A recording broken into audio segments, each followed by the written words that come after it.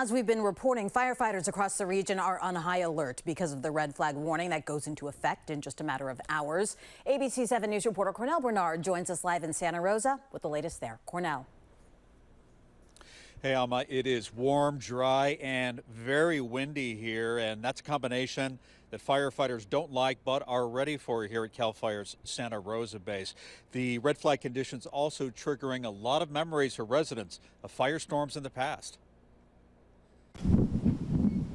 Strong winds are kicking up across Sonoma County, signaling red flag conditions. CAL FIRE's Santa Rosa station posting this banner, letting the public know this is no joke. So with the red flag conditions coming in, Cornell, our concern is that our fuels have had all summer long to cure out and be ready to burn. And so you add wind to that element, and that wind drives that fire behavior. Chief Nichols says humidity levels are dropping fast. Just in the last handful of hours, we've already seen about a 30% drop in our relative humidity across the unit here. All that creating the perfect recipe for wildfire. But CAL FIRE says it's upstaffed and ready with additional resources, including a strike team from Humboldt County.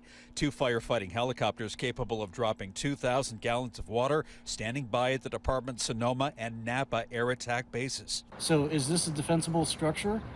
This is something we could defend, yes. CAL FIRE crews are always training this unit ready for a fire call. Across town, more reminders to the public of high fire danger. It's unsettling, even though the weather is nice. For Santa Rosa residents, dry, windy conditions can trigger memories of the October 2017 Tubbs fire. That firestorm destroyed thousands of homes. When you have days like today where you just see the trees doing this, it just brings back the memories of the night before the Tubbs fire. Absolutely. I think everyone who lived here knows that. Built this kitchen for it that has all of our supplies. Tim Bell shows us more than a go bag. He's got food and supplies ready in the back of his Jeep. In my family, I have 2 young kids, and I work and run a park, so running back home to get everybody is always on the back of my mind.